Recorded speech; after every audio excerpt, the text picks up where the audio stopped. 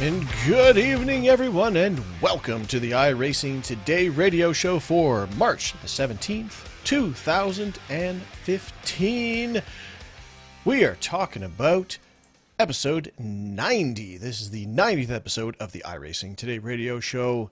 I'm your host, Trevor, and I am glad to be back. We had an off week last week due to many different circumstances, most of which were my fault. But we're back in the studios, and I'm back in, I'm back in black, really, is what I'm supposed to say. And beside me, in white, the yin to my yang, I guess, is Mr. Chad Dalton. How are you doing tonight, Chad? Well, I'm doing great. You were probably doing a lot better until I called you a yin or a yang. Well, I didn't know what to do there, but I did become more famous tonight than you, so I know. Very disappointed in that. But hey, we both tried. Put yourself out there and try to get some free advertising. So yeah, we got a plug on the DWC broadcast tonight. Or I'm sorry, it's not the DWC. That was just the B race. The peak. Oh no, wait, that was just the B race. Okay, this is just the B race. Wasn't it? I thought that was the peak antifreeze series. Nope, that's next week. Oh, okay. See, I wasn't even paying attention really. I was just having fun. Yeah, which is probably why they didn't put your tweet up there. Yeah, because I thought it was DWC, but it wasn't. Yeah. Oh well. In any event, so I guess you were more factually correct. So you got your tweet up, and they're all like, "What is this guy? He doesn't even ignore." So I'm probably they blocked me, and Probably. Well, that sucks. I mean, I thought it was DWC I was watching. I didn't know. I should have known by the names, But they do have a cool studio, though. That was epic. If you have Way not, cooler than ours. If you have not seen what they are doing over there with the green screen and the broadcast booth, let me tell you, there's some spectacular things happening over there on that broadcast. I think I laughed for 5 minutes straight. It will blow your mind.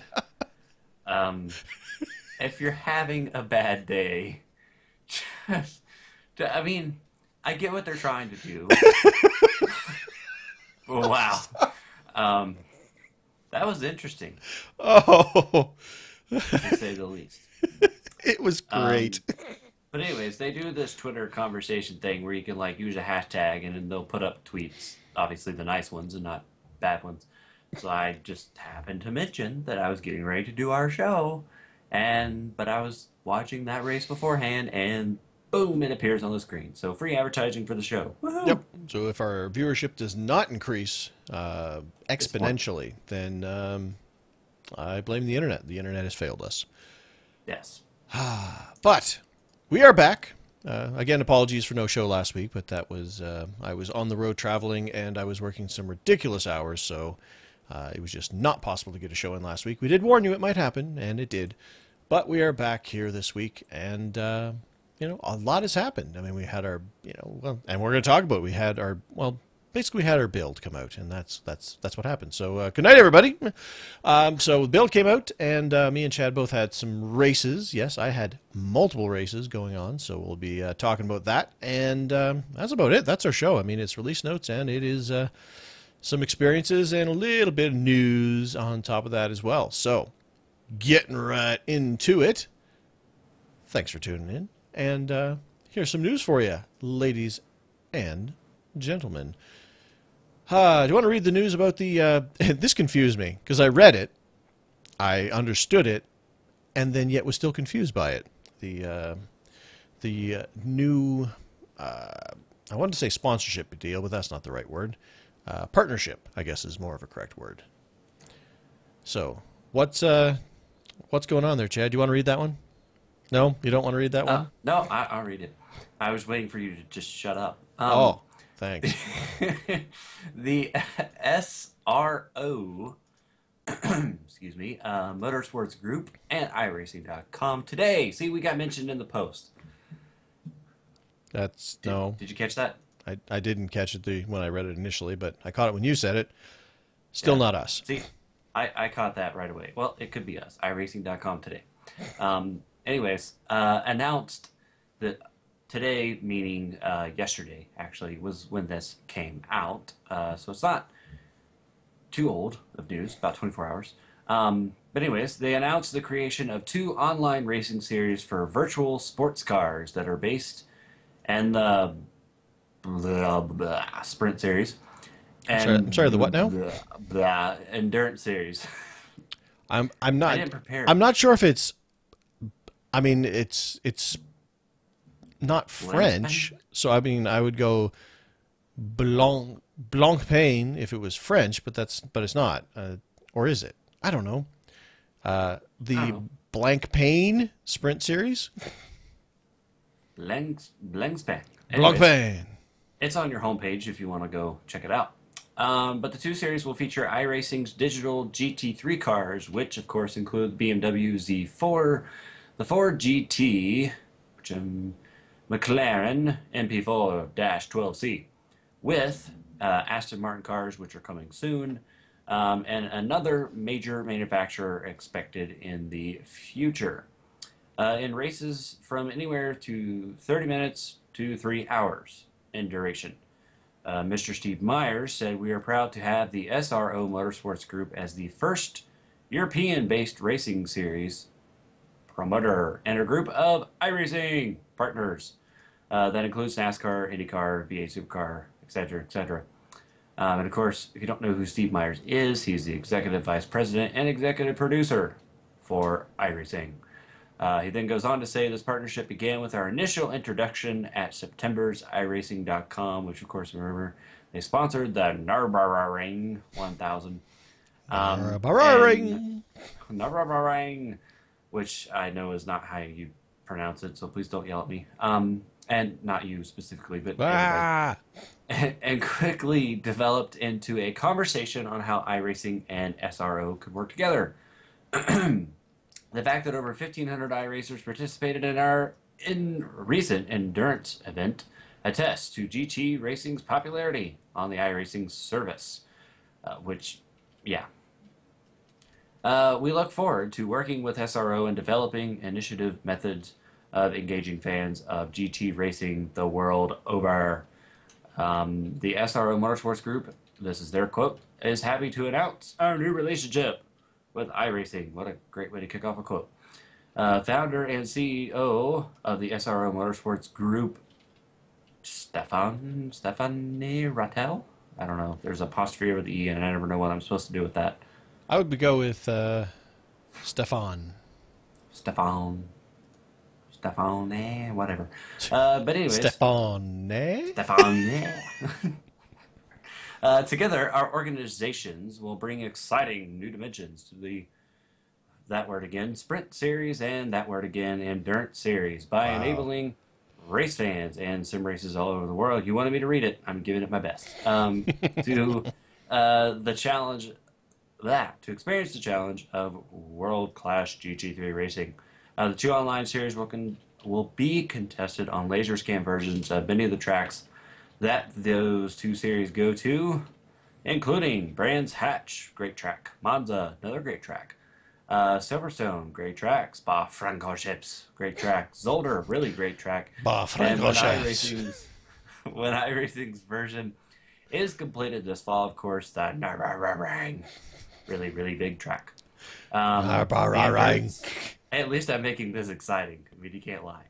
The endurance races will utilize iRacing's driver swap function that enables 2 or more iRacers, wow, interesting, to co-drive the same car with different locations anywhere in the world. So basically what I'm getting out of this is they're creating an endurance series along with a sprint series. So I guess one series is going to be really quick, short races, and the other one's going to be really long? Well, here's the thing. What they did was nothing other than confuse me. Because if you actually look at the series, because I went to find, because I was looking today, going through what I was going to be racing, this week now that, we're out of week 13, And I was looking. It's like, well, what's the okay now? The GT3 series. Maybe I'm going to race that, or maybe I'm going to race the Grand Touring Cup.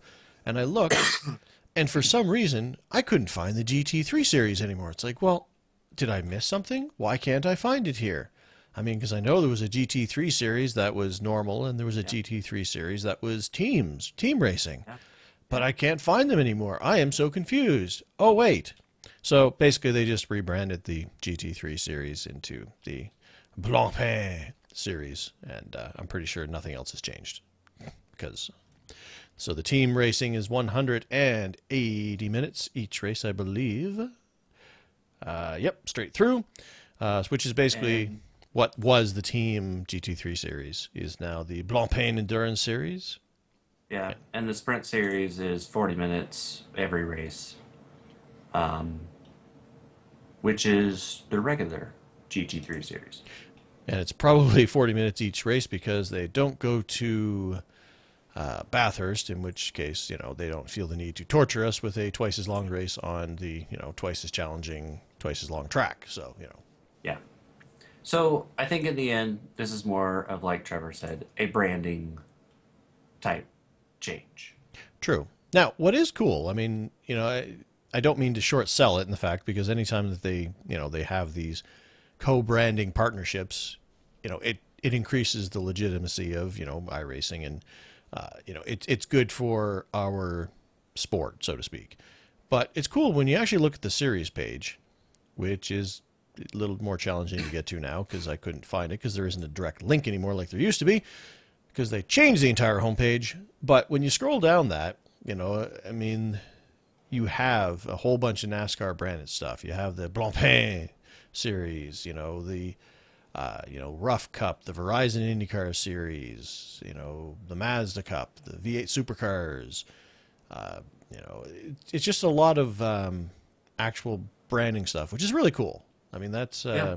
more and more series are actually being equated to the real world equivalent, which always helps. It makes things gooder. No, just makes things. It just adds that legit sense of legitimacy to it, I guess, to a degree. So that's cool. Yeah, and I think that would also help newcomers to the game. Well, Sam, sorry. But I think it would help new people that come in and may not understand exactly, like, they may not have ever heard of the car, but they recognize the series.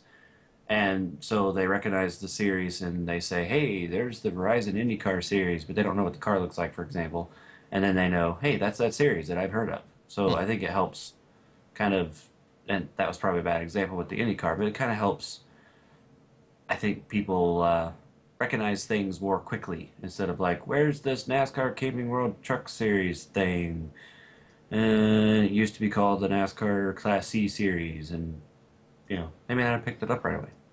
Hmm. Plus, like I said, that sense of attachment between us and the real world sport as well. So that's cool. So some more co-branding going on there, which is excellent. Other than that, news-wise, there wasn't a lot else that went on, other than, of course, the big build release and then a couple of smaller patches as well that came out. So why don't we dig right into the release notes that released last Wednesday, so 6 days hence. No, I don't. In the past, there's a word. I don't think that was the word I was looking for. 4 and 6 days ago. Yes. So we've got. I don't know. I mean, my initial feel for the build was just kind of. It was a lot of nothing to a degree.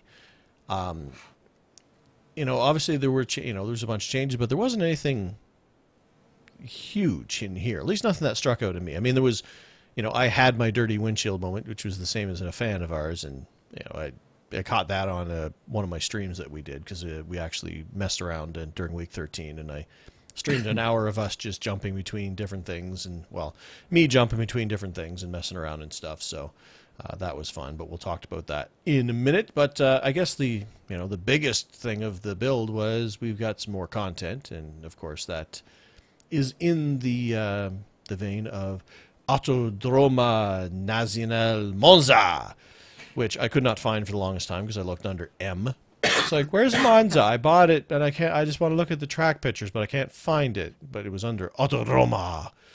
So we have Monza now with the wonderful oval, and man, that thing was as fun as I expected it to be. And of course, we've got our new Camping World Series trucks. We've got the new Chevy Silverado, and of course the Toyota Tundra. We don't have the Ford yet, but you know, And whatever. probably won't get it. Yeah, well, doesn't matter. Really, doesn't Just to, matter. just to put that to bed real quick, in case you haven't listened to whatever show we announced that on, which was a while back. But because Ford doesn't have enough truck teams using it, I think there's only like two or three. The odds of iRacing scanning it are very close to none. So don't get your hopes up. Yeah, it's not a it's not a popular truck in the series. So, in any event, the Tundra actually has a very Ford Fusion sort of look to it. So that's the one I picked up was the Tundra to just because I like the look of it over the Chevy, you know. So, I figured Chad would probably appreciate it more anyway. I mean, I'll make a concession because I'm going to drive my Fusion, I'm going to drive my Mustang, but I guess I could drive a Toyota. Yeah. You'll probably win races. Um, I, of course, bought the Tundra and Monza. Did not buy the Chevy Silverado because I am not going to drive it. Which means that for the first time in a long time, I am not 100% content owner. That is the only thing, literally, the Chevy Silverado that I don't own at the moment. So, but yeah, those are, like Trevor said, the big highlights. I had a dirty windshields that was actually different than what Trevor's was, Which I haven't but actually explained yet, which I will mention that, yeah, but yeah, we'll get to it. But the navigation and the site website organization, so basically this has nothing whatsoever to do with the sim, in a sense, but they changed around the links and stuff. And this has been, I guess, I don't know if controversy is the right word, but it's been one of those things that a lot of people are like, yeah, this is great. And then other people are like, this is stupid. I can't find stuff. And then there's been some people that are in the middle. They don't really care. Personally, uh, I like it, but I think here's the reason why. There have been a lot of people throughout the course of my iRacing quote career end quote that I've gotten into the sim and I'm like, hey, you need to come try this out, and then they'll sign up an account and they'll join. And one of the biggest struggles was explaining to them where to go drive. Whether that was in a test session or in a practice or a hosted room or whatever. It like for those of us that have been on the sim for forever, it's like easy. It's like, hey, I go here, I go there, I go there, I'm done. We hit those big race now buttons and a little test button next to it. We can access what we need to do. But not everybody, especially when they're brand new to the website, are going to instantly see all that and just be clicking everywhere and, doing stuff. So what they've done with the press page, or well, just the home page, I guess, in general, the first page you go to when you log into the site, the members website, anyways, they've added these four big blocks that are kind of hard to miss. Um, you know, they're right there and they're colored. But one has practice by myself, one is popular races and practices, official races, and hosted races. I like that they put that there because of new people. For those of us that have been around for a while, may never use them. Maybe we will. But for the new people that jump into the sim or, to the members website and they want to jump into the sim, and they can't figure out, in the olden days, like a week ago, how to manage the website, I think that those things right there are going to be a lot easier for them to find. Now, I've had I'm not joking with you guys. I had several people, 5 to 10 people, that I got onto iRacing or got interested into it, I guess. And they could not figure out how to do this. So that's why I like this change in particular. Hmm. Yeah, I mean, and it also has a much more modern look to it as well. I mean, yeah, I don't know, something about those buttons in the middle just gives it that we know what we're doing kind of look about it. I don't know, it's weird, but I mean, that was the first thing that struck me. I mean, like I said, it's four buttons. You want to Yeah. jump in and do something. I mean, you've still got the navigation up at the top the old school way, and that's fine. We know how to get around, on the page, but the fact there's just, boom, practice, what's hot, what actually has in there that has people racing in it, official and hosted, like right there, like that's cool. And like you said, they also reorganized a lot of the other stuff around there, where some of the navigation, I don't know, it seems a bit more intuitive once you kind of navigate around there. But like I said, other things, like there used to be a series thing. Now if you go under find official races, like current series is what it's titled. And I thought, well, current series, does that mean it's going to take me to the series information page for whatever it is that I'm currently racing? Well, no, it actually takes you to the page with all the series listed on it like it used to before. But that's not what I got out of that when I first saw it. Like I'm looking, it's like, well, where's the page to do that? Yeah. So a bit of a learning curve there, but it does kind of, have, I don't know, has a more modern look to it. I think they've probably got some room to go, but it does look a little better. Some of the stuff is a lot easier to get to.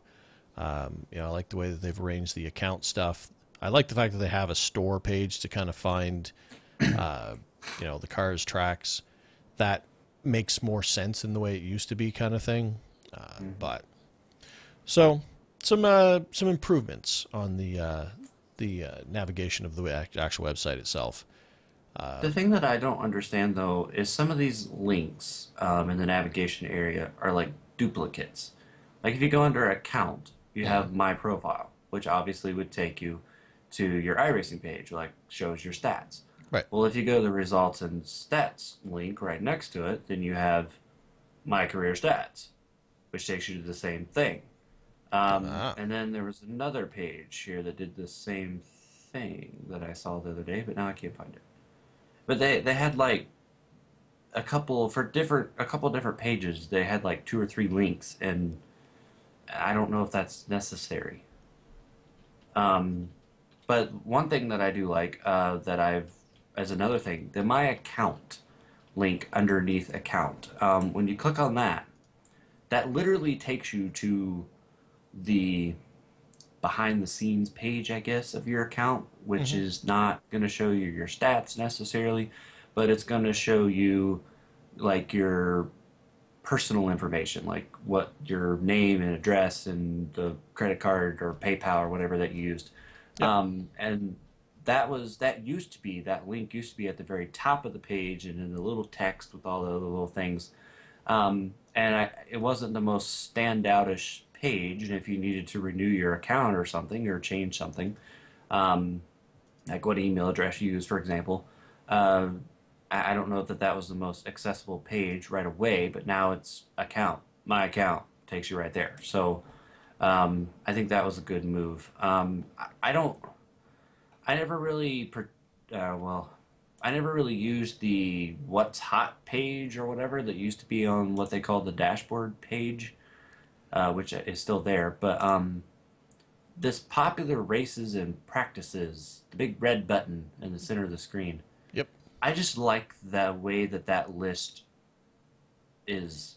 It just, I don't know. To me, it just shows.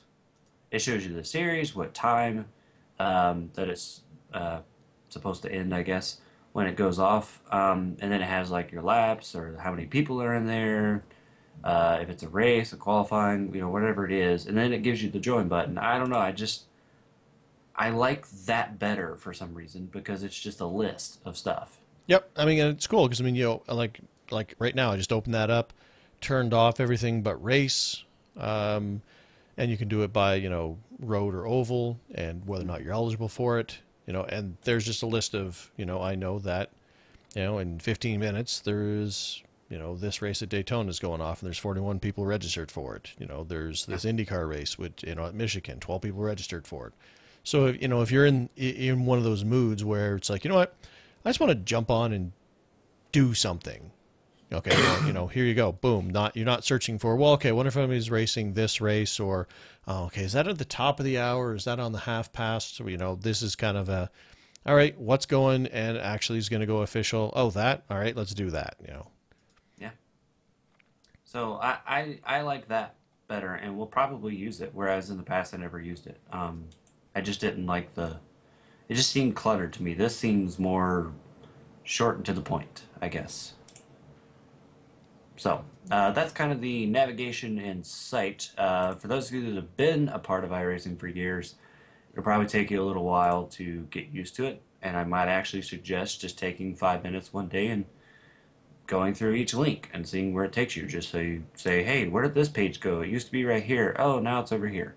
It might be helpful. But I think I don't know this from iRacing, but I sense that this was a move to help newcomers because I think that was a big problem in the past. Hmm. Well, and probably especially considering that they also, have an influx, or at least I assume they do, of new users with the Steam integration, Yeah. and those guys coming over from there. So, it's always confusing when, a lot of games do it where you buy it on Steam or you buy it somewhere else, but then you have to log into something else, that's separate to that. So, it'd be kind of like, all right, Steam, click the thing, play. What the heck is this website? Oh gosh, what have I done? So Yeah. that's probably why now was a good time to go ahead and do that. So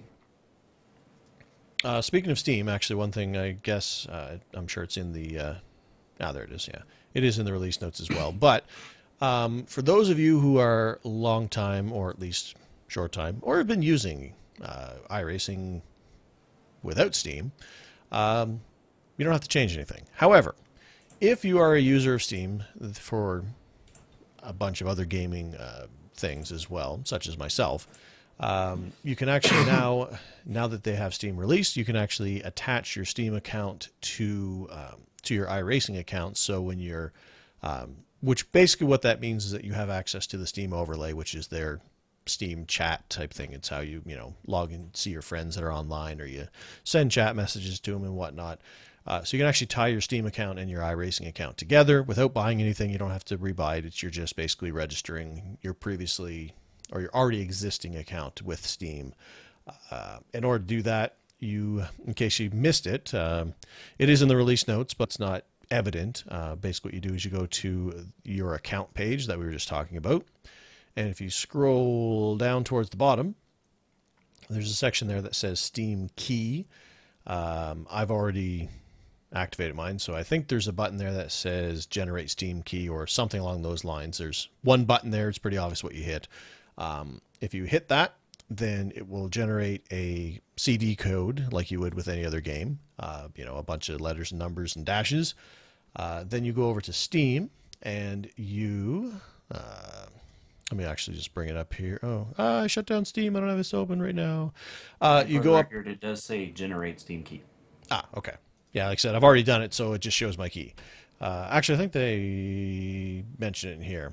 Oh, yeah. In Steam, you click on Games and then click on Activate a Product on Steam. That opens up a little wizard where you put in that code, and that'll attach your accounts together. In the end, what all it does really is it gives you access to that Steam overlay. And for me, who I play like 95% of my games through Steam, it gives me access to, if I'm on doing some racing on at night, then some of my friends are wondering why I'm not playing games with them. They can be, oh, he's racing, because before it would be, I don't know, he's online, but he's not doing anything. Well, those are normally the nights when I'm racing. So it will jump. It only jumps you into. It'll say in-game iRacing.com. I think it actually says. Only if you're actually in the sim. So if you're just navigating the page, obviously it doesn't make that change, and it's only when you go to a practice session, go to a race, whatever, that it actually loads the sim in, that it'll change your status there. So it's not a necessary thing, but I don't know. I did it because I thought it was cool for, because hey, you know what? If you thought to yourself, you know what my relative box, my F3 box is missing when I'm, when I'm racing and I'm trying to judge the distance between the cars ahead of me and the cars behind me. It's missing a big chat box popping up when somebody starts a different game or says, "Hey Trev, what's up?" So because that's exactly where it goes, right over that F3 box for me. So it's like, all right, I'm racing, da-dong. All right, well, we're gonna have to make some adjustments because that's annoying. Yep. I don't know if I can adjust where that actually shows up. I know you can move the UI around in iRacing itself, but I've kind of gotten used to the way things are right now, so I don't think I'm going to be adjusting that. So there's a good chance I've integrated into Steam, and if I'm going to do some serious racing, I'll probably just disable the Steam overlay anyway, so it doesn't pop up and annoy me. So, but anyway, it is there as an option moving forward. So, Yes. One other quick note about the navigation.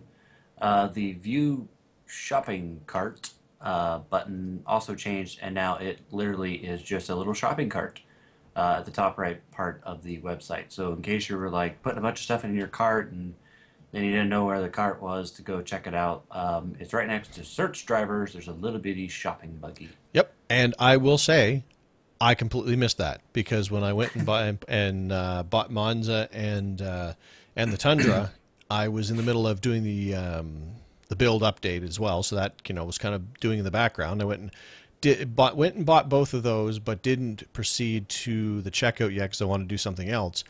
And then I came in and was looking, and I actually couldn't find the cart button. I was looking for something that said cart. Couldn't find it, so I actually went back to the store, went to buy tracks, scrolled down to the bottom, and it still said view cart because I already had it in my cart, and I got to the cart that way because I completely missed that shopping cart. Yeah. So yeah, there it is. It's pretty tiny, right next to the word ping. Yep. So just in case you wanted to see that. Let's see here. I thought this was interesting on the Teams update. They added a button within My Teams to allow people to willingly leave a team. Yeah, I saw that. It's like, wait, we couldn't do that before? Yeah, so basically you're like, hey, I want to leave this team. Oh yeah? Well, guess what? You'll leave when I say you can leave. So I thought that was funny. The other thing that is funny too is right below it.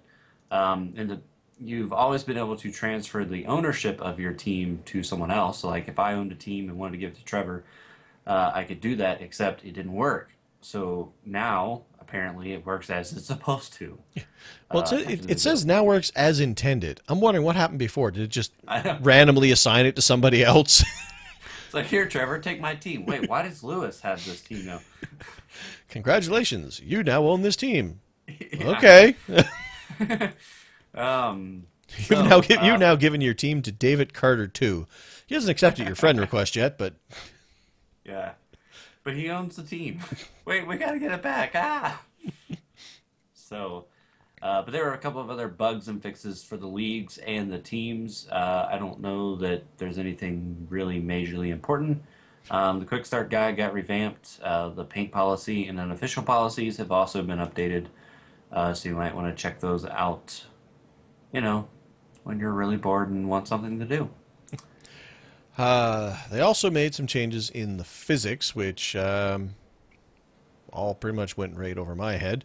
But yeah, I understand. Improve the suspension modeling to account for flexibility of the suspension mounting points. All right, I got that. This softens the resulting wheel rate of every car by 2 to 20% depending on the car. All right, wheel rate. All right, I'm starting to lose grasp here. Car setups are likely to fail tech inspection. I know what that means. And will need to have their ride heights adjusted to restore their previous levels. So obviously, if your suspension is softer, then you're going to be closer to the ground, so you might not make your clearances anymore. See, I got some stuff here. Well, I got to make up for that whole, hey, I understand how F1 works, speech there a couple weeks ago. So, Yeah. no, it is. It may need to have slightly stiffer springs selected to offset the extra flex. And to regain desired handling characteristics, most cars had some degree of tuning to make sure there are no problems with suspension, travel, and to make sure enough range of adjustment is available. So they mess with your suspensions. Your car's going to handle differently now, so you might want to look at your springs. That's what I got out of that. And remember, it's on Oh, all yes, right. cars. That was big. That was big. All cars. Oh, hey, And next line. All of our cars have yeah, updated iRacing. Oh, sorry. Well, iRacing that's setups adjusted for these suspension changes. now there's two things that I want to mention here. Number one is the thing that is right below everything he just read. All cars now drop into the world, which I thought was kind of funny because sometimes they actually Gunk. literally do that. Yep, I've seen it Um, happen. yeah. But anyways, basically when you hit the drive now button, or the drive, I guess it is, but they now enter that world with a warmed up motor to about 170 degrees Fahrenheit, 77 Celsius, instead of like nothing, or ambient temperatures, which is where they used to be. So I kind of thought that was interesting. Yeah, and I Um, wonder if that's. I noticed in what was it? Was my Phoenix race, which we'll talk about, but one of the guys, because we had a rash of cautions at the beginning of that, and one of the guys actually had to pit after a lot of that, and he ended up losing a lap because of it, because the amount of tape that he had on the car, which was fine during practice and during normal races, but because we had so many cautions at the beginning, because his motor was started off at a warmer rate. I don't, but in any event, he ended up overheating and had to go in and take some tape off because we kept slowing down and he wasn't getting the airflow to the motor. So I wonder if that's something you'll have to watch for a little bit more. Because I mean, realistically, I never watch my temperatures unless there are one of two things has happened. One, I'm racing restrictor plate racing and I'm behind somebody, then I watch my temperatures. Or B, I've smashed something with the nose of my car and I want to make sure that I didn't break it. Like those are the only two times I ever pay attention to the temperatures on my car. So, you should probably pay attention to those. so apparently, I mean, maybe that might, like I said, that's the first time I saw that happen with that other guy. You know, like I've never seen somebody have to, people have to pit because of overheating because they put too much tape on or whatever or damage. But, he specifically said, it was fine during a race that I ran earlier where we didn't have all the cautions. So it was that, that slower speed that caused the problem. So something you might want to look for and make sure you keep an eye on your gauges while you were racing around with these pre-warmed motors, like Yeah, no cookies. more warming up your car. They're already warmed up. Now, the other thing that I wanted to mention, there's kind of a two-part thing, and this, ladies and gentlemen, is my dirty windshield. Oh, So we okay. need like dirty windshield theme music or something. Da, da, da, da, But please don't dirty make up stuff. No. windshield. Um, but here's part one. This is not the coolest part of this. Part two is the coolest part. Number one, we now display the total number of available fast repairs that are available for a race on the sessions screen's info tab, which is not when you're in the car. But that's still cool because that's good information to have. The coolest part, and my dirty windshields, drum roll, the winner is they now have the dirty windshield. The Wow. dirty windshield. They just There we right go. on your fuel box. It just says dirty windshield. Yep. But anyways, I'm so focused on dirty windshields. But they now have the fast repairs checkbox on the F4 fuel window, which is where you can adjust your fuel and also where you can change to get rid of your dirty windshield or not, like the actual dirty windshield. But you can now have the option in a race where you have fast repairs to choose not to get a fast repair, which I cannot tell you guys how freaking sweet that is. Yep. Because there have been numerous times, not only for me, but just for other people, and whether I was watching them race or racing with them, or in a lot of cases, and Trevor and I actually talked about this last Saturday, when Trevor and I used to do those IRL RCR? races. IRL. That was it, yeah. Yes, excuse me, where we would be commentators. In that league in particular, they had, I think, one fast repair. I think it was, yeah. Yeah, and then there would be times where somebody would, get a little bit of a fender bender, but it was really nothing. And they come down pit road, they would take their four tires, put their fuel in, and they might have like 20 seconds of repairs, but it would use their fast repair and fix it as if it was brand new. And then 50 laps later, they get in this huge crash and their car would be totaled, and they needed that fast repair, and they didn't have it. So the fact that this, and kind of a pet peeve here, I don't know why it hasn't been already on the game, but I'm glad that it's finally here because even though in the races that I do, I don't get fast repairs at the moment, like the races I'm currently doing. This is like the best dirty windshields for me that they've had yet because that's a big deal, and that is really going to help people like guys that race in the IRL in that series where they had the one reset and they didn't have the option to use it when they actually need it. Yep. Because I mean, it came to a point where people wanted to come down for tires, because there was a caution that, it wasn't in a fuel window, but, it's like if they'd come down for tires, but they just didn't pit because they didn't want to waste that fast repair. They Yeah. wanted to keep that in the bank.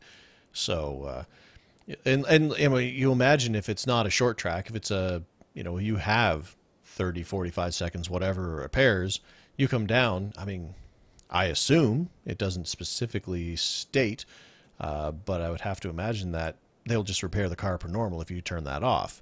So if that's the case, you come down, you can spend 45 seconds in the pits at a track like a California, Michigan, whatever, and you're not going to lose a lap.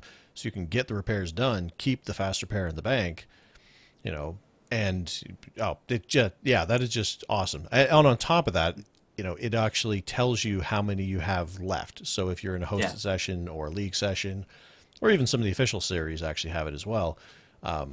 There's no more questioning, wait, do I have fast repairs in this one or did I use it? If it's a long race, we ran into this while we were practicing with with the build there the other night. And it's like, oh yeah, do we have fast repairs in here? It's like, oh wait, I can check myself now. Like it was just that Yeah. moment of, oh wait, hold on. I don't need to ask. I can ask my F4 box. So So that is, that's awesome. big for me. Love it. Moving down, a lot of the rest of this build is tweaks on particular cars. No need to really read through them. The one thing that is significant is they have made some changes that we had. I can't remember if it was last. Well, it had to have been last build, or was it? Anyways, before the last endurance race, where they made the changes where you could have some I think it more was an update before the 24 hours yeah, and that race. wasn't at a build. No, Like that it wasn't was at a just week. an So. update. Yeah. So they've now moved the fact that the pit crew can now replace parts that are damaged beyond repair instead of simply ending your race with a disqualification for being too damaged. They rolled that out on the cars that were involved in the 24-hour race, and they've now moved that down to a lot of other cars. So that's one of the more prevalent thing. They made some adjustments with one of my favorite ones, drafting adjustments. I couldn't remember what it said because we talked about that the other day. Because we mentioned that they were going to make some adjustments to the draft. We heard that at the iRace for Life. We had this big paragraph, about how all the stuff that they talked about from stage during the seminar, and all that good stuff. And then the release notes come out, and all it says is drafting adjustments. Period. Like that's it. It's like, but wait, what? So what Yep. did you do to the draft specifically? And I guess the answer to that is I don't really know because, I mean, I had a couple chances to go out there and practice in the draft. And my only experience with drafting, and that was part of my messing around in week 13, was I fell to the end of the draft. And even though I was like just over a second behind the guys, and they weren't drafting really well, they were kind of all over the place, I just fell right off the pack. So my only experience with the new draft model is I hate it because like there should have been no reason why I fell off the back of that pack. Yeah, you were 3 car links basically from the guy that was right in front of you, and like there was not even a moment where you were like, oh yeah, I still kind of got them, and then it, over time just kind of fell off. Like you literally like as soon as you got back there and you were 3 car lengths back, you were done. Like there was nothing you could do. Yep. You could hold it wide open and be the smoothest driver on the steering wheel, and it was over with. And there was nothing you could do, which was pretty ridiculous. One other thing to note about the actually two things that I'll say about the pit crew can now replace all parts and stuff. It looks like about 33 cars got this. I just kind of went through and did a quick count, so I may not be exact number, but that's about what I came up with. And for the record, I did a race last night where I got in a wreck, and it was in the Cup car, the Gen 6 car, and I came down pit road. The car was demolished, had black smoke, everything. But I just came down pit road, and I forgot that they had updated this, and I parked in my pit stall, and I think I kind of told John, who was racing with me, I was like, yeah, I know I'm gonna get to too much damage, we're done, but I'm still gonna just I always come down just to make sure. And I came down pit road, pulled in my pit stall, had no tow or nothing because I was able to drive it back, and and this was so weird to see. I had 40 minutes of required repairs and then like an additional 8 of optional. I was like, whoa. So, It's like we're not done, but we're done. yeah. By the time you get back out there, you're going to be so many laps down that it's not going to be worth it, but we're still going to have a car. So, yeah, but it's so cool that they've added that. And for a race like I was doing last night, it's not really going to come in handy, but for the really long races, I can see it being handy. Like, for example, the Coca-Cola 600. Yep. 40 minutes is going to put you behind, but it's not going to put you out. Right. Or if, you're racing any of those new NASCAR series that are, the full season and you're racing for Yeah, points and they're well, both the Xfinity and the Sprint Cup ones, and I think the Camping World trucks as well are like basically half distance. So those are yeah, some significantly distanced races. And like I said, if you're racing for points for that whole series, then like the big boys do, so to speak. I mean, you're going to go in there, you're going to take it to the garage, you're going to fix it, and you're going to go back out there and do laps and hope that you gain a spot or two. So yeah.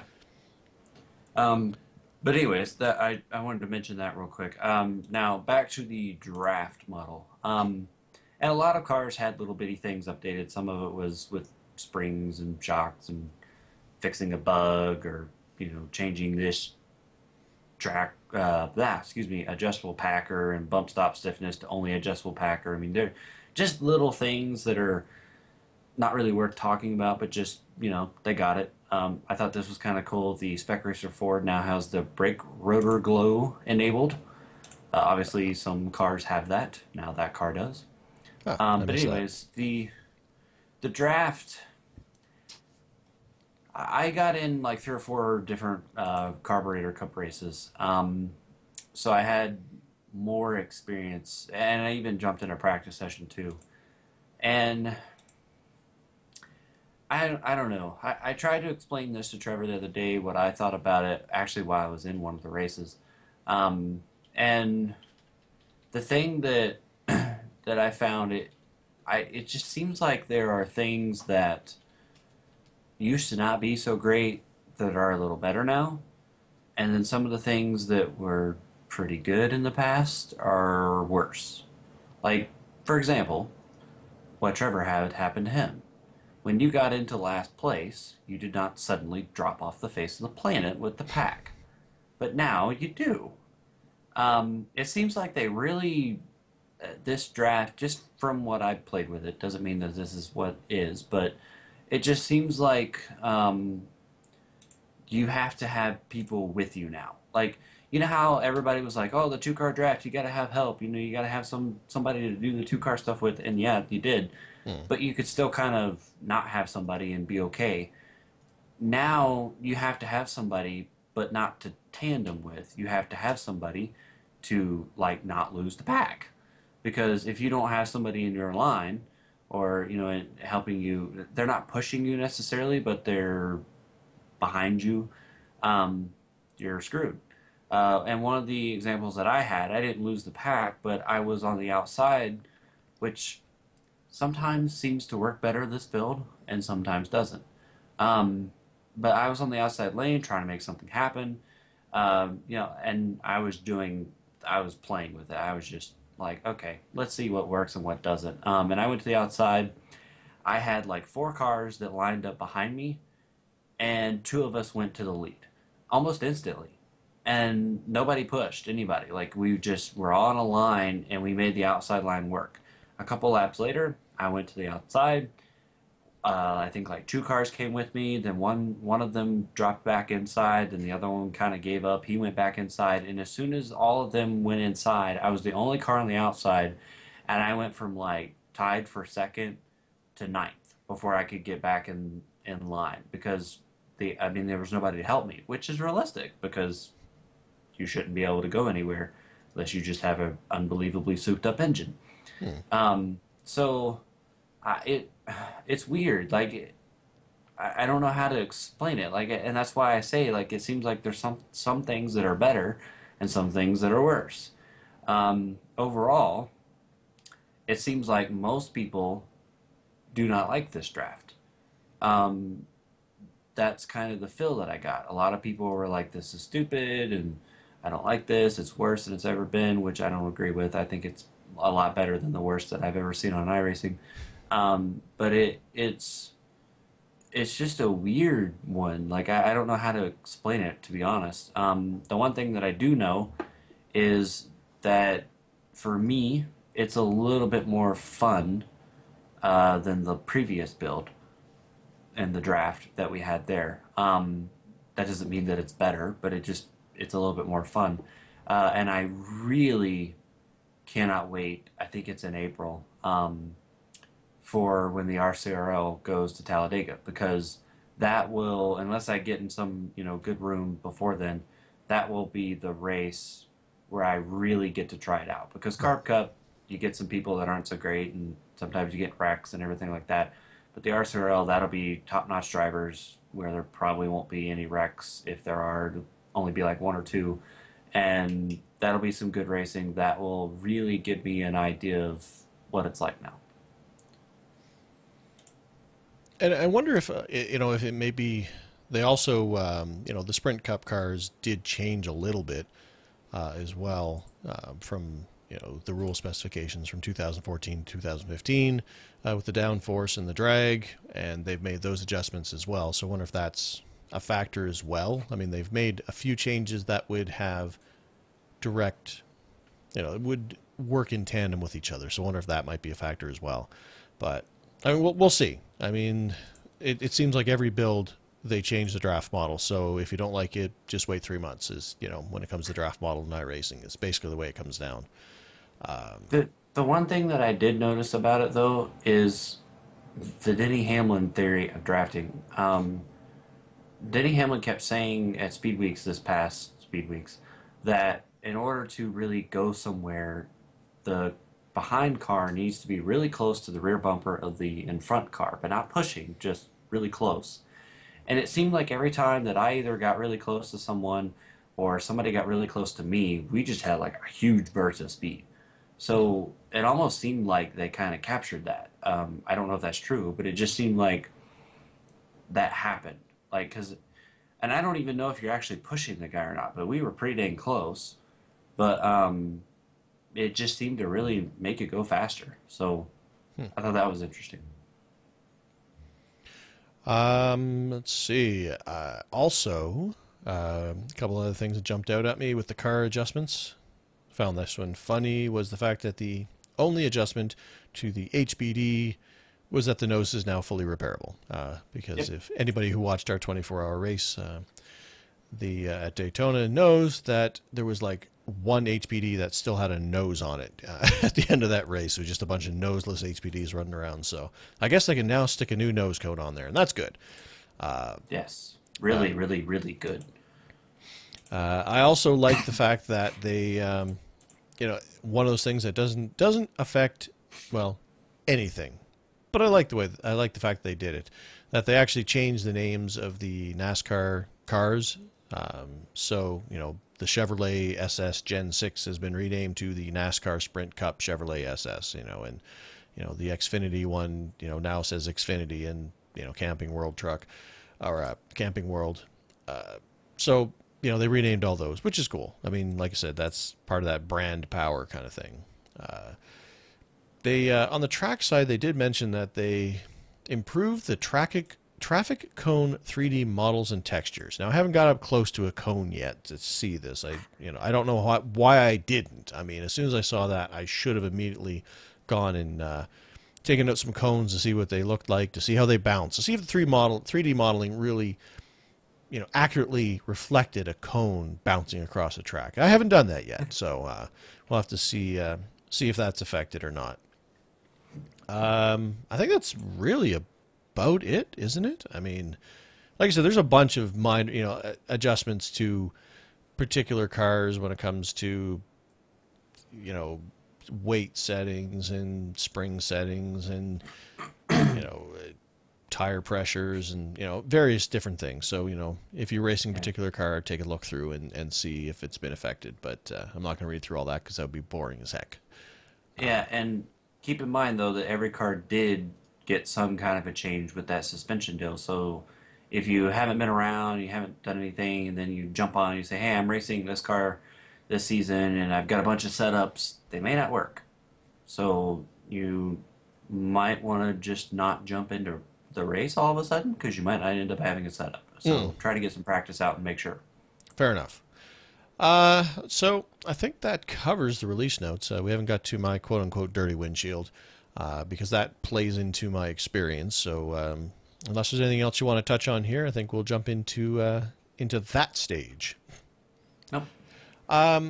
So me and Chad wanted to get on after the build and do some practice once I got back into town. I flew back in on Friday, so we had a chance on Saturday night to sit down and have some fun, which I streamed out some of it, and I actually archived it over to my YouTube. It'll be a bit disjointed because I didn't do any editing, and I was jumping from session to session, so feel free to, I just figured I'd just throw it up there anyway. But one of the first things that we did was we jumped into that 24 Hours de Fun 5 that I thought would be a hoot, and that was the IndyCar and the Lotus. Lotus? Yeah, that's right. Yes. At the Monza Oval, that big high-banked, looks like death oval, just to see. Because that was the thing that struck out to me and says, I need to do this. So we did that. And holy crap, was that fun. Like, I was laughing, like, so much. And somebody had mentioned it. I apologize. I can't remember who it was. They had mentioned through Twitter what their experiences at Monza with they have the little foam boards with the arrows on them that basically say, hey, this isn't the track's over there, dummy. So, but there's a bunch of them lined up on the front stretch of that oval, kind of directing you away. Because if you go where they are, I mean, look, you could, but you're at the end of that is a very solid wall that is going to kill you. But the thing is, they're not just decoration. Oh wait, I'm sorry. You have a Dean point? Is the one that said that. All right, thank you. So Dean, if they're not just decorations, and cones, we now have the ability to knock those off, and that's we've commented on that and had fun with that. But these foam blocks, as you run into them, they will stick to your car, especially the IndyCar being an open wheel with the front wing, and the Lotus as well.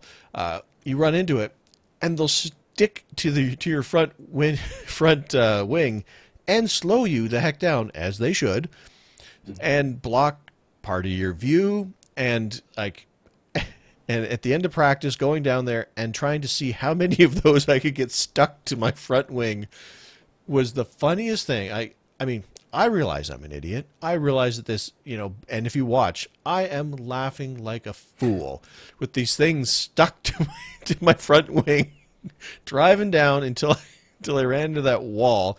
Several of them went flying off when I did that. And I think actually the front wing wasn't as damaged as it would have, because, I mean, hey, I didn't hit it with me. I hit it with a big foam block. But those things just made me laugh so much. So that was my dirty windshield, was the fact that I loved that you could get those things stuck. Like, it was like, because the wing has, pokey bits to it, and the pokey bits stuck into the foam. Like, they modeled how foam would react if you stuck a a pointy wing into it. What happens? It sticks there. So at least I did it on purpose while I was messing around in practice. You decided to do it in the middle of a race for some reason. Well, because I thought they would just flip off like cones did. I hadn't seen that they would stick to your car. So I'm in the race, and I go down the front straightaway, and I'm like, hey, I'm just going to go hit these things. And then I ended up picking up like four of them, one of which, by the time I got to the back straightaway, of course I slowed way down because of all, it kills your speed. I got to the back straightaway, and one of which kind of like set up in the air. And so I have triple screens, in case you don't know. Um, and basically, I couldn't see anything because once that one floated up a little bit, it was literally, and I'm not kidding, I wish I was streaming. It would have been awesome. I couldn't see anything. Like, the only thing I could see was out the two side monitors that I have here, and I was using that to know where the heck that I was because I couldn't see in front of me. And then I literally had to come to a complete stop to get all of them off of my car. And yeah, so don't do that in the race. Is the lesson learned there? Yeah, I mean, man, we were driving around, and and I'm racing my race, and you're racing your race, and like for laps, you're just talking and talking about how these things are stuck. It's like I can't get these things off. It's like I'm going so slow, and I can't get these bloody things off. And then you end up getting more stuck because you thought that hitting more foam blocks would knock the old foam blocks on. You just ended up with more foam blocks. Yeah. I was like, okay, well, hey, if I hit the wall, they'll probably come off, but then that'll wreck my car. So what if I hit more of them? Maybe that'll bounce and ricochet them all off. And then, yeah, I ended up with like 6 of them, which made it even worse. So, yeah, don't pick up foam blocks. They're not fun. Oh, that was so fun, man! I got such a good laugh at that, man. One thing we forgot to mention before we moved on is they did release a secondary patch as well with a few other changes in there. Mostly it was just a couple little, some adjustments to the cars, a few whoopsies. Oh, we noticed this was wrong, so we fixed that. Although my personal favorite in that was, and I never noticed this because I didn't actually race the road course at Monza yet, but the one that stuck out to me it says flip arrow sign in chicane. So I'm guessing that at some point in time you're going down and it's all like go right and the chicane goes left and you just end up in a forest. That's kind of what I got out of it.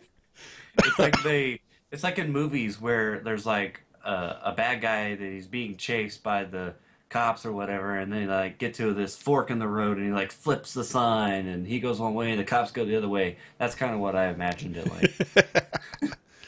It's like you're running first, you go into the chicane the correct way, then you flip the sign and the guy in second goes flying off. Like, ah! So yes, but there were a bunch of setups added. That was mostly what this update was. Right. Was getting the setups for all mostly the oval cars. Because in case you weren't on during week 13, pretty much all the main oval cars only had like setups for the next couple weeks. So now they've added the rest of them for the season. Another thing that I thought was interesting that I did notice last night is that the pit boards on the NASCAR cars they all have holes in them now. It's like the next time that you're going down pit road, the little sign that hangs out over top of the pit road that has your car number on it, look at them because they used to just be solid with like 16, for example. But now they have the 16 on there, but now they have like 9 holes, like little holes in like a line going across them, which is supposed to, I guess, to be more realistic, but makes them more difficult to read. True. Obviously they do that in real life because you don't want a big old wind block there. You want the wind to be able to go through the board so it's not sitting there catching the wind and bouncing around.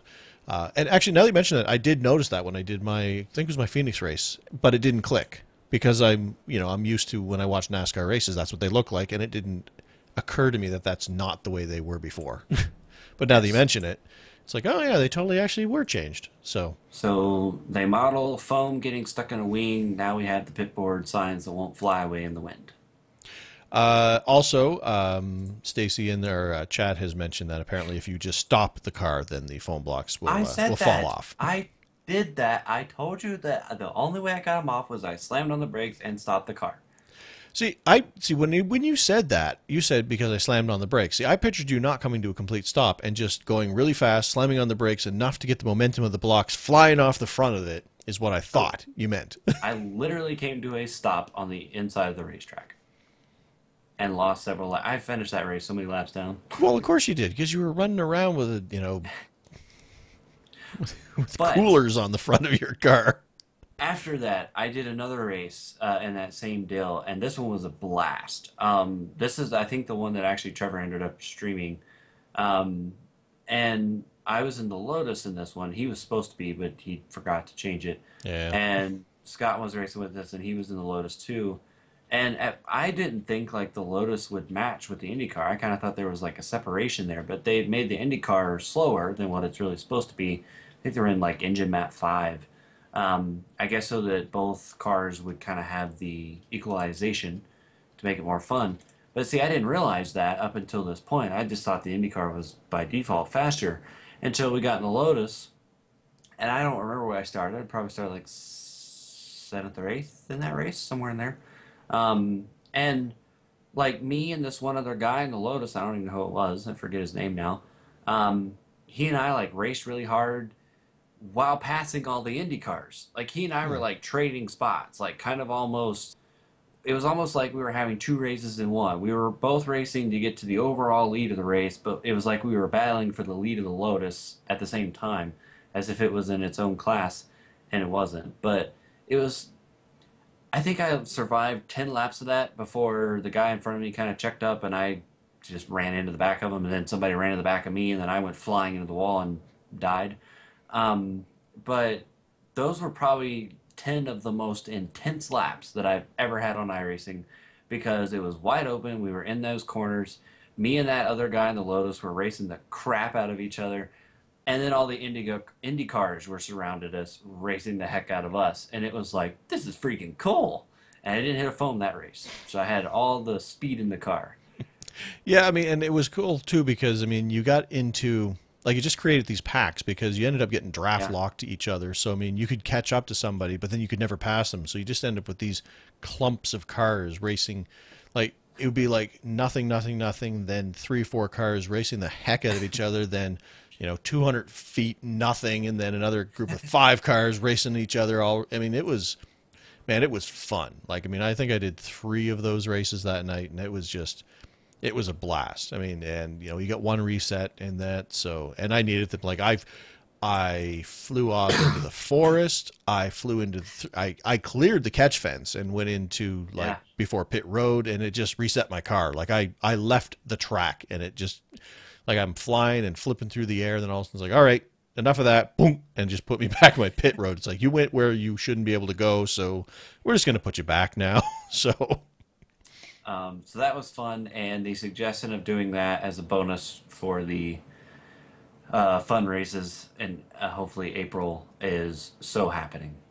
And I would even suggest doing it in the IndyCar and the Lotus because that was fun.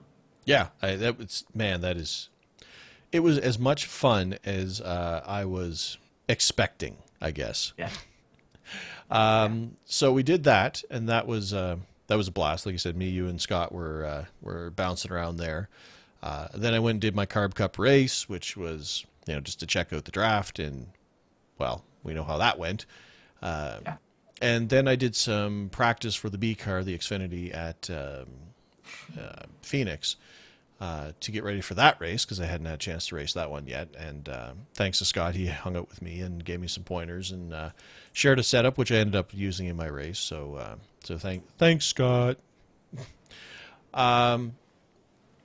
And actually, it's funny too because, and I'll get into when I get into the race.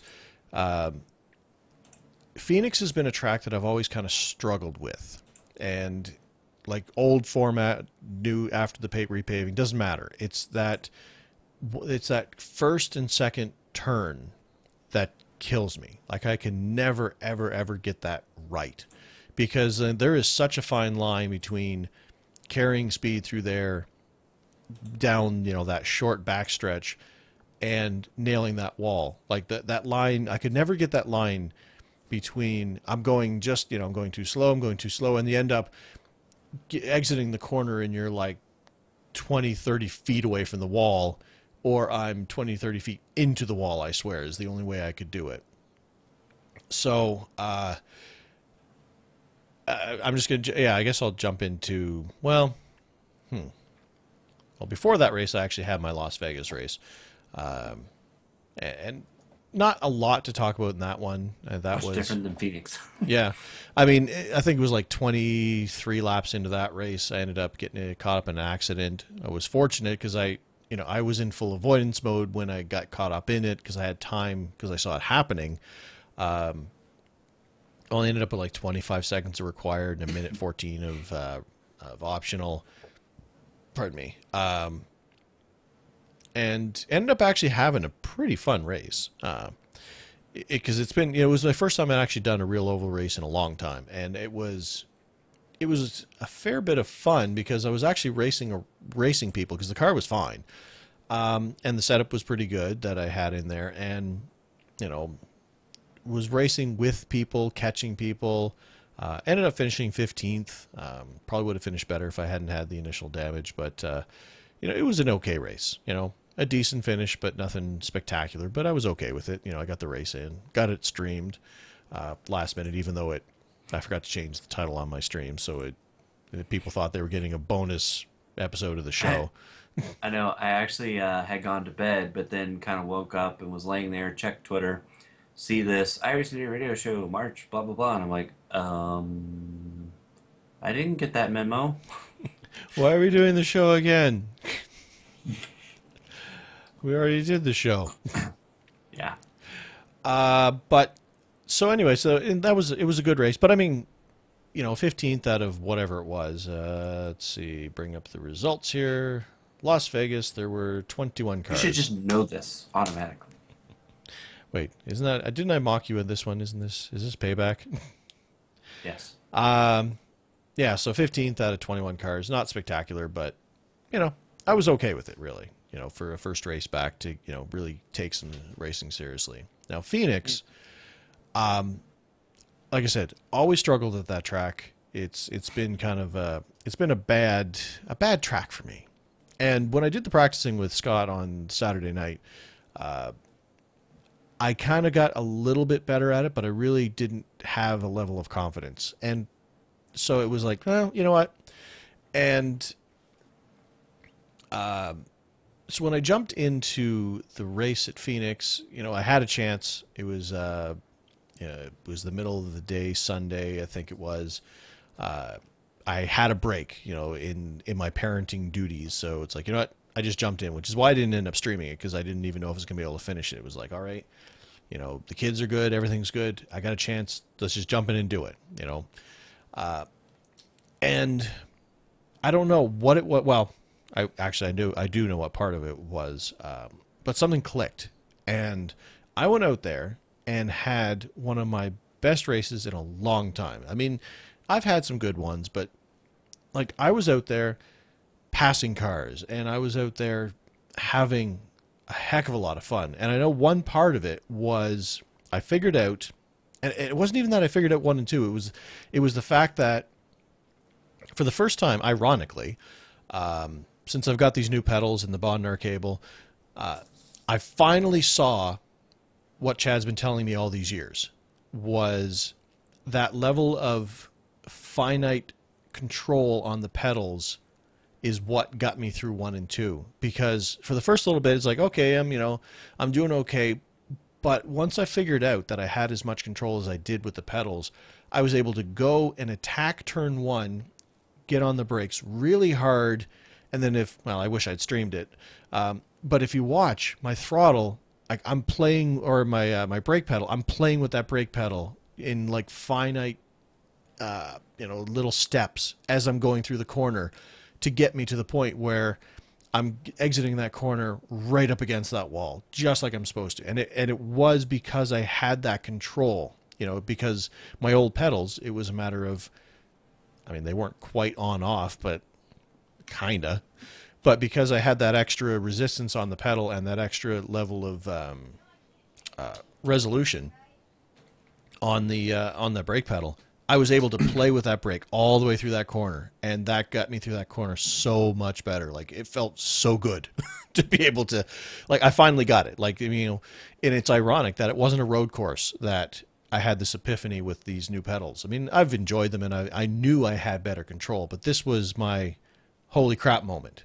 I get it now. I get why those pedals were holding me back, and it was on an oval course of all things. Like, that was surprising to me. It's not to me though, because that's where I figured you would have it. Because ovals are easier than road course races, technically Hmm. speaking, but they require a certain finesse that is very difficult to master and get down, especially when you don't have the best pedals. So, I mean, not trying to spoil your party, but it really doesn't surprise me. Well, I mean, and you know, and one of my first thoughts was I can't wait to get to Dover, because Yeah. I know Dover is one of those tracks where, you know, we've talked about it, that level of control, and I've struggled at Dover. I love Dover, but Mhm. I've never been able to get through those corners smoothly. And once, you know, now that I understand, like I said, because it was so cool, like going into turn one, I've always never known how much brake, how much whatever to get through that turn one at Vegas, or at Phoenix, sorry. And like I was literally like just diving into that corner, getting hard on the brakes, and then as I'm going through the corner, just easing off. Like I could feel how much I needed to ease off in order to get the wheels to stick to get me off that wall. You know, and the end of the race, I mean, you know, we're talking a 100 lap race, and I finished on the lead lap. So I finished all 100 laps. I only scraped that turn two wall once in that entire race, and that was like that killed me before. Anytime I came to Phoenix, you know, in the end, I scraped that turn two wall once, and I scraped the turn coming out of four once. Never enough to really damage the car, but you know, like, but that's the only time I ever touched it. Two touches on those walls when before it would just kill me to get through those corners. So I mean, in the end, you know, and it was funny too because for some reason I had this level of confidence that I just hadn't had before. So because I started in what was it? Start 14th, but there was, you know, some accidents. I mean, and so I ended up kind of hanging out in the top 10 most of the race. And normally I would go and I would pit, you know, like I get into the beginning of the race and there'd be a first caution and like, okay, I got to pit so I can get towards the end of the, you know, end of the field because I don't want to be anybody's way. But I wasn't doing that. You know, I was sitting there hanging in my position and staying in the top 10. And I didn't pit until we were a couple few cautions in, and it made sense from a strategy point of view to pit then. You know, and I never do that. Like I always, oh, I got to get out of the way because I'm just a hindrance. But because I could attack that corner and had that much control with the brake, I was okay there. Like you know, and we'd go, and the top group would leave, and the group behind us would kind of, you know, would fall back, and I was always the one who was falling back, but I was sticking with the lead guys, and it felt good. I mean, it wasn't a, you know, super high for strength field. It was 15-30. I mean, it was one Hey, split, but hey, don't say that. Just cut that part out. all right, fine. But you know, so you know, through strategy, through the pit stops, through everything, hung out in the top 10 basically almost the entire race. And we had what 24 cars start this race, and like I said, between the control of the car, racing other cars, and not backing off, like people would come and, you know, they would be behind me, but I wouldn't. I would just get out of the way. It's like, you know what, I'll give you the, you know, I will race you fair, but you're going to have to pass me, you know, like, and like, that's just not me. And it felt so good. Timers Racing. And the one that I was proud of is the fact that I would have finished in 10th position, or sorry, I would have finished in ninth position, except I actually planned a pass like with about 15 laps or so to go. I knew I was faster than the guy I was chasing. Like I was right on his bumper. Like, and I'm just thinking, it's like, you know what?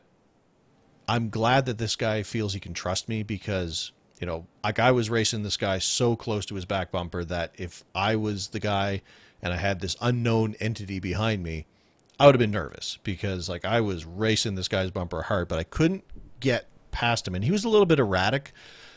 So I never knew if I dove, like, I wasn't going to dive bomb him, but if I ever got that inside lane, if he'd give it to me, because he was kind of a little bit dodgy on the lane. So I never really threw it in there. And I'm watching, there's this guy behind me. Actually, it was the guy that I mentioned earlier who had the overheating problem and had to tape, had to come in to go get tape off. So he was a lap down, but I knew he was faster than us because he was one of the front runners before that happened. And he was catching me, catching me, catching me, catching me. And I'm thinking, okay, well, here's what's going to happen. He's going to catch me. I know he's faster than me. He's a lap down. So what I'm going to do is I don't even know what he's gonna say, but I know what he's thinking. I'm watching the guy ahead of me. I know the way he's racing. He's not the kind of guy who's going to let people by. The guy behind me, I was watching him race, and I knew he was the kind of guy who knew he was faster, so he was probably going to push things a little bit more than maybe he should as a lap down car. So as that guy caught me, I moved over. I let him by as cleanly and as quickly as I could, so that now he's between me and the guy ahead of me. And I know that he's going to race him hard, and eventually he's going to move him out of the way. And I just stuck to that guy's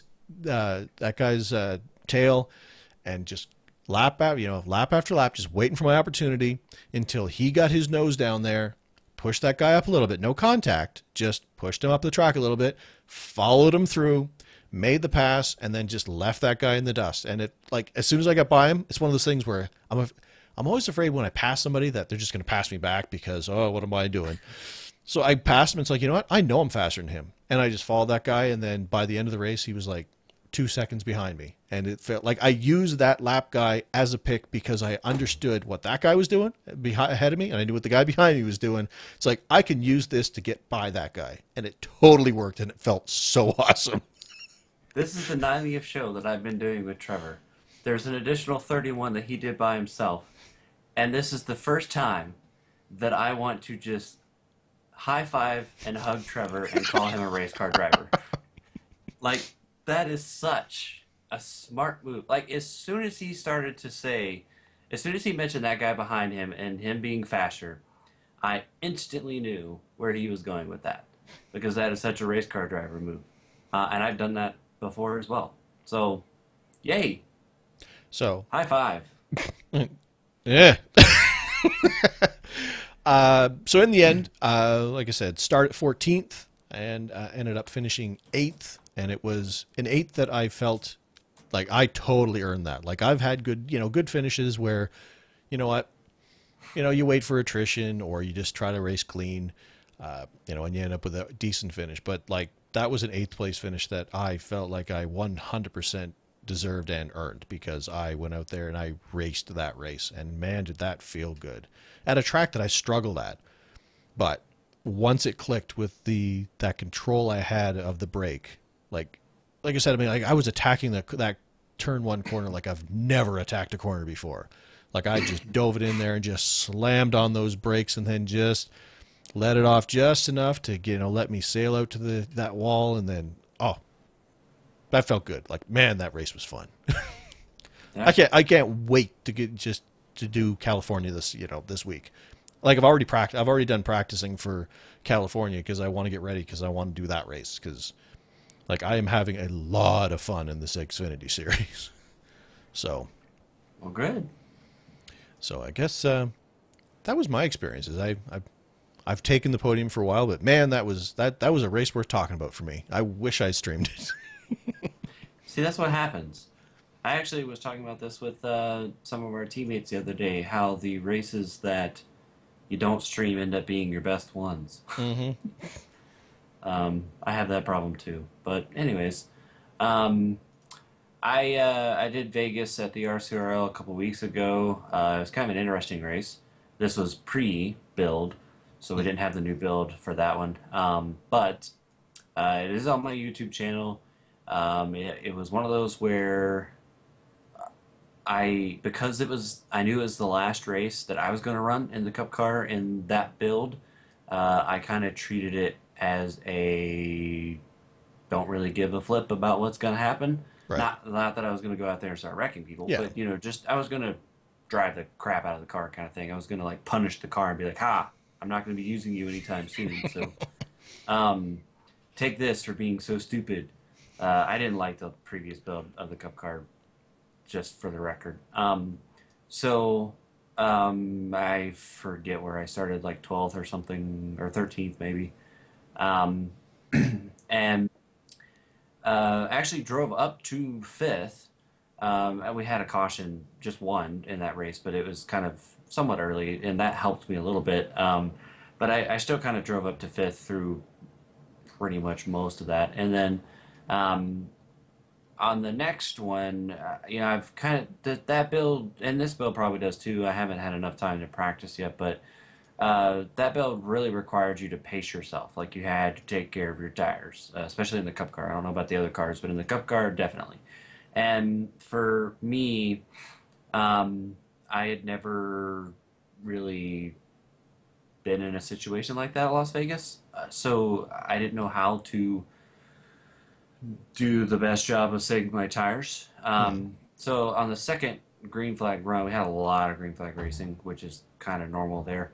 But in the second run, I was like, all right, I'm just gonna pace myself. So I like purposely slowed down. Now I lost some spots, so I went from being like a fifth, sixth place car back to like 10th, 11th. Um, but my tire wear was really good. I was trying to like learn what I was supposed to do, but yet I was still trying not to be super slow, and I probably was too slow because there was a point where John Hensley, he was in the race, and he caught me, and I kind of asked him, "Hey, what are your lap times?" And I think he said it was like at 30.0s, and I was running like 30.2s. So I may have been too slow. Maybe I was doing it right and he was doing it wrong. I don't know. But um, either way, it doesn't matter, what was happening. We were both kind of right there together. And at towards the last pit stop, I've told you guys before that I've struggled with uh, the right pitch strategy. And the thing that I want to clarify, it's not so much that I struggle with it in the sense that I make the wrong call necessarily, but I end up making the wrong call because I think about it too much. My problem, and I've mentioned it on the show before, my problem is I think about it too much. It's Hmm. not that I'm just stupid necessarily. I just make I Stupid, my stupid pit yeah, strategy. stupid idiot. But I just think too much, and then I become an idiot because I make the wrong call by thinking too much. Because there have been numerous times where I've, got ready for a pit stop and I've said, okay, I'm doing this, and then I set it up, and then a couple laps go by, and I think, maybe I shouldn't do that. Maybe I should try to do this. Maybe I should add more fuel. Maybe I could take away more fuel. Maybe I should take two tires. Maybe I should take four. And then I just start thinking, and then that's when I get screwed up. And if I'd have just gone with my original decision, the thing that originally popped in my mind, I would have done it right. So for this Las Vegas race, we had a green flag pit stop with about 30-ish to go, maybe a little less. I can't remember exactly. And um, in my mind, I didn't say anything on the stream, but in my mind, I was kind of thinking, I wonder about two tires because I've lost a lot of track position here. I was up in fifth, sixth, now I'm in 10th, 11th. If I take two tires and not everybody else does, maybe I gain all those spots back. So the initial thought in my mind was take two tires, put in, whatever fuel I needed to make it to the end, and go. Well, when I came down pit road, the first thought when I was driving down pit road was, I'll just do four. And then I thought, nope, this is the new Chad. I am not going to start saying and thinking, overthinking actually, about this anymore. And I actually said on the stream, you know what? and You and know what, like nobody folks? could see it. Nobody could see what I was doing because my black boxes don't show up on my stream. But I was like, you know what? I'm gonna do something here, and I put the two tires in, and I put enough fuel, which was barely enough, by the way. But it got me there, and went back on the racetrack, and I think I came out in sixth, and then I ended up in fifth, and then I got into fourth. And then one of the guys that had been running up in the top five kind of caught me back. It took him a little while to pass me, but he got back around me. And I ended up finishing in fifth. And Not kidding. And I actually laughed pretty hard. Crossed the start finish line at the checkered flag, and I don't know, 300 feet later, ran out of fuel. Ha, nice. So I nailed that perfectly. Well, the Z1 dashboard did because it told me how much to put in. Okay, now I'll pause you here for a second, if you don't mind.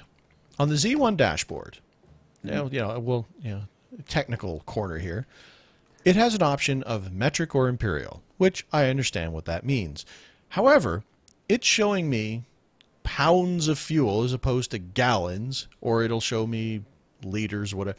But it's never showing me gallons, which is what iRacing shows you. So it's saying you need this many pounds of fuel to Pounds. Yeah. finish. That helps me not. What am I missing? You need to change that. And see, this is what I don't like about the Z1 dashboard now. They updated. Um, I don't know. It's like 4 point something or whatever. But it used to be that you could change it in an INI file, but now you can change it in these XMI files. But somewhere in there, and I'd have to go play around with it. Maybe we'll do it after the show. Hmm. There is a setting where you can change it because mine used to do that too. And in the INI file, I actually had to go into where it said display fuel as, and then whichever one, and I had to write in gallons, which I probably could have done it within the actual interface of the program, but I did it in the INI file because I was already editing that anyways. But I stuck with the one that uses the INI file because I already had every single car customized the way that Right. I wanted it. So I didn't update to the new stuff. So I don't know how exactly it will work with yours, but there is definitely a way you can change it. Okay, because Um, I think it was actually on the on this the Vegas stream. I'm sitting there doing math calculations in my head as I'm driving, trying to figure out how much fuel I need left. It's like, okay, well, I know I have this many gallons, and I know I've used this many, and it says I have that. So if I divide that by 6, and that should tell me tell me how much I need. It's like, yeah. and I ended up getting it right. Like I ended up Well, with there you go. a gallon to spare or something like that at the end of the race. So I mean, I ended up making the calculation right, but sitting there, Yeah. and you can hear me doing this mental gymnastics as I'm trying to drive the car. Yeah, I know you can do it in the user interface because most of those settings that are in that go into the INI file or the XML file, I think it's Right. called now, or whatever it is. Um, but I just did the INI, like I said, because I was already editing it. So it was just easier for me.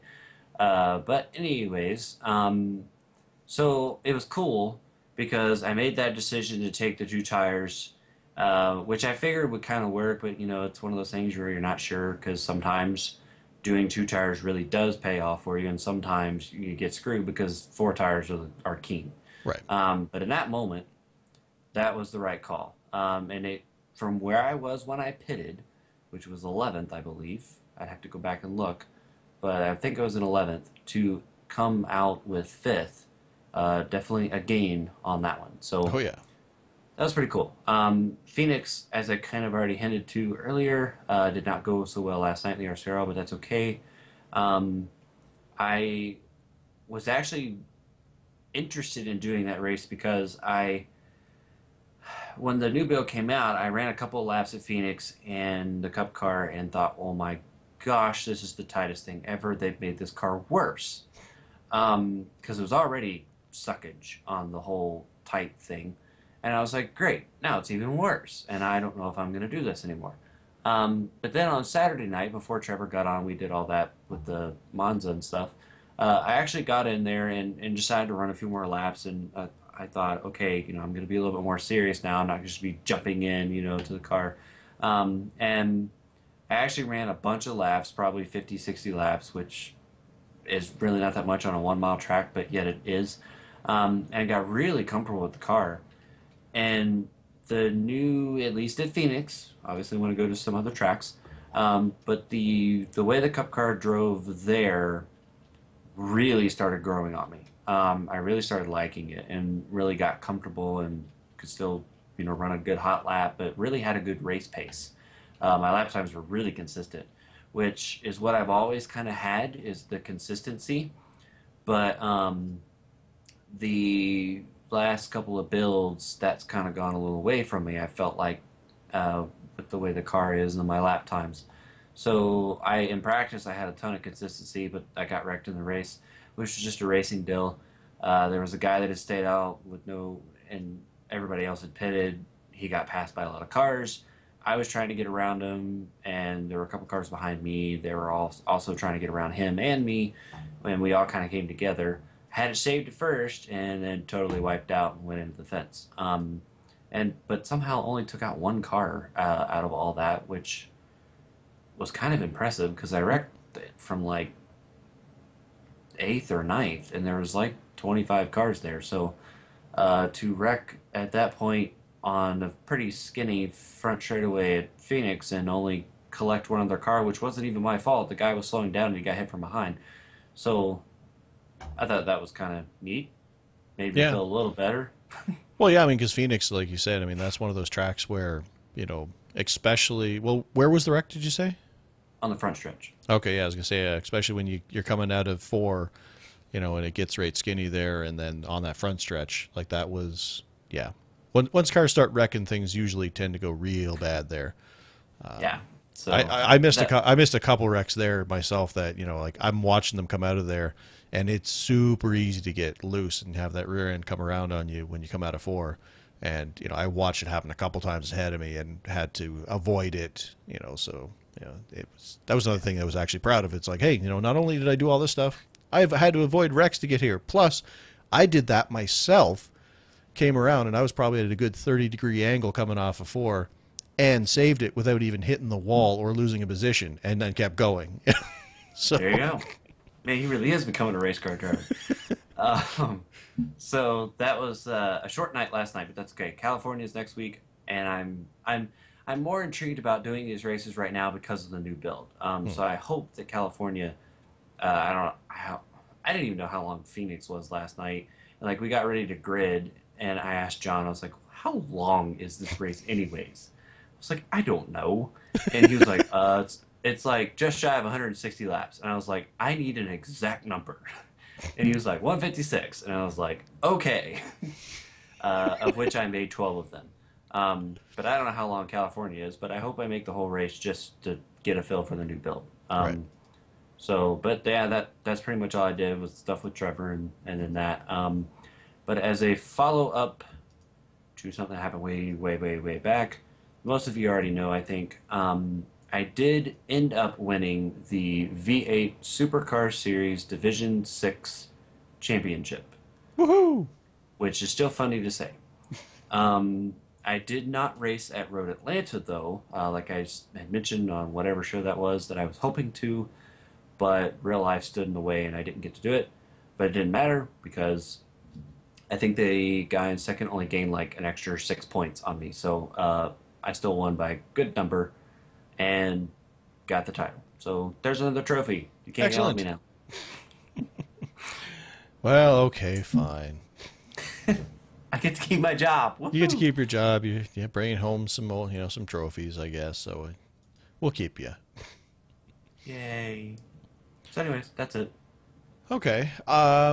Before we head off here, just a couple side notes. One, I wanted to send out a thank you to, and I apologize, I'm going to butcher your name, but I'm going to go with, it's either Gel or Kel, Gel Eilertson.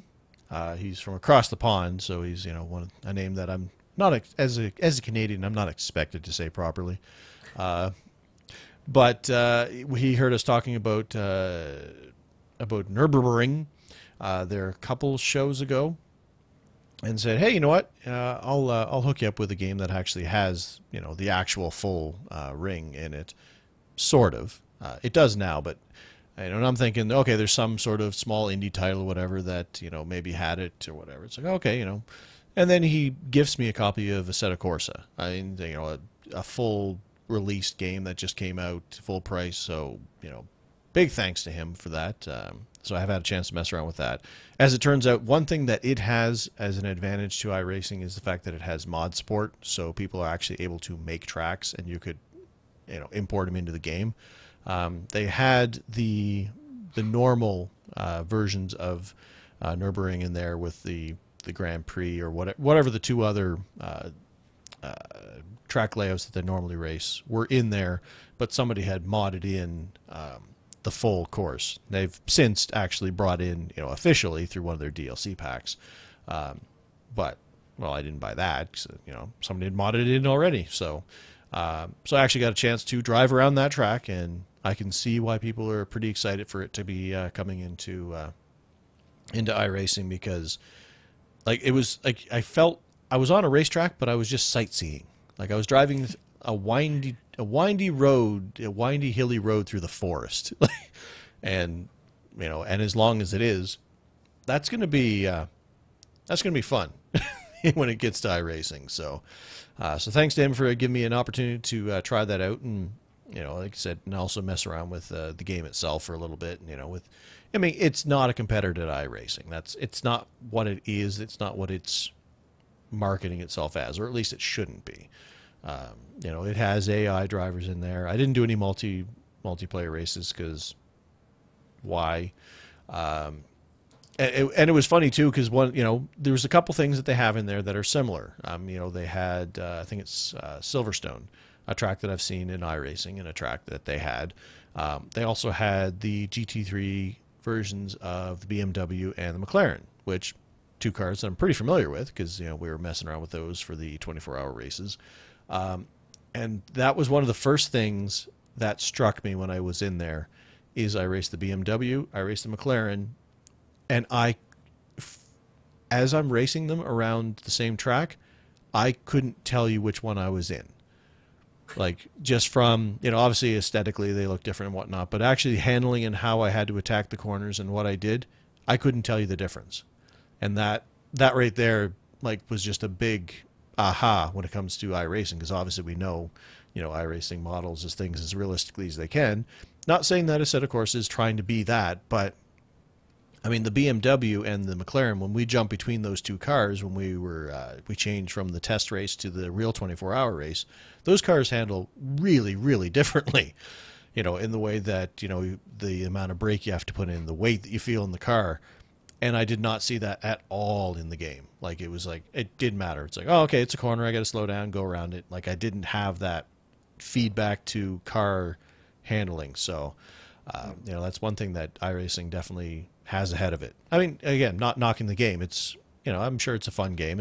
I raced some AI drivers and, smash into them and push them out of the way when I went around a corner because I couldn't pass them clean because they're doing that slot car thing where they're all following the exact race line, and they don't do that only if you smash into them and tell them not to, kind of thing. So it's fun, from just a smashing cars up kind of point of view, but yeah. But anyway, I just want to make sure I said thanks to him for that.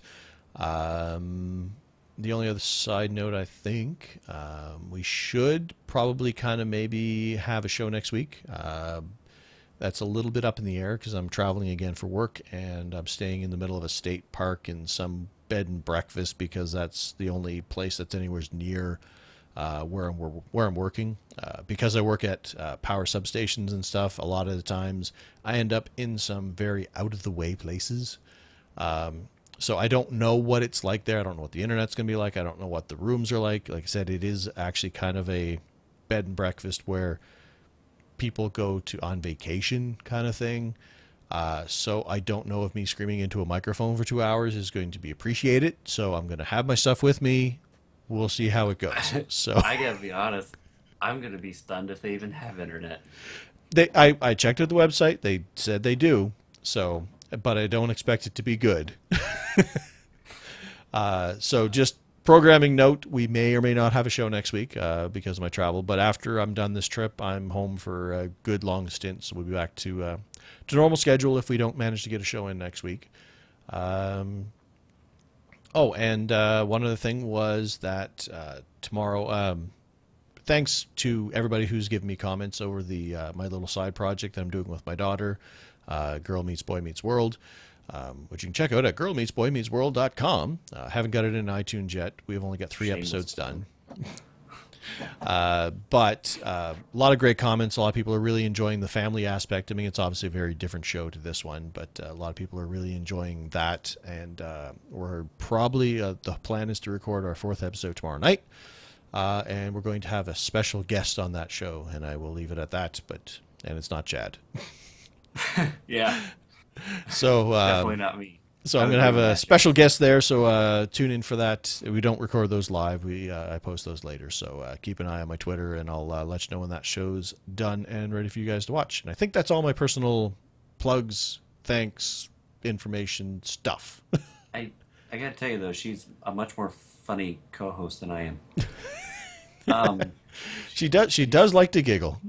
she definitely goes down some interesting rabbit hole. I think one of my favorite parts was where you started the show off, and you literally all you had said was, "Hello, everybody," is in the background, and I was just like, "What?" She is having fun with the project. She's just having an enjoyable time hanging out with her dad doing the podcast stuff. Because I've been doing podcasts for so long, so she's very happy to be having a chance to do it with me. So she's just happy.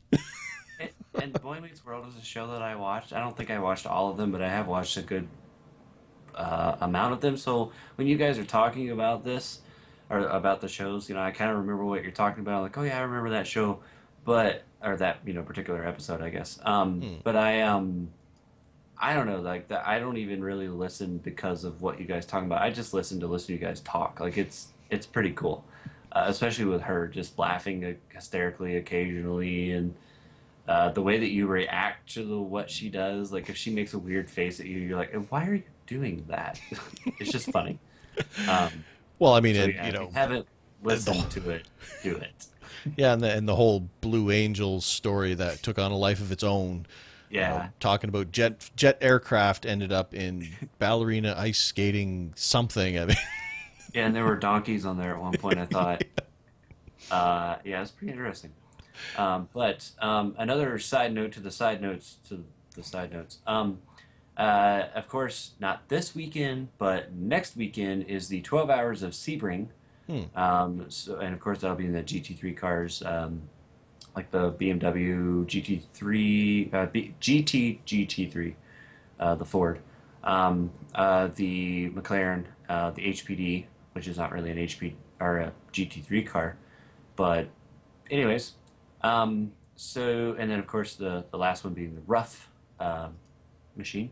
That's next weekend.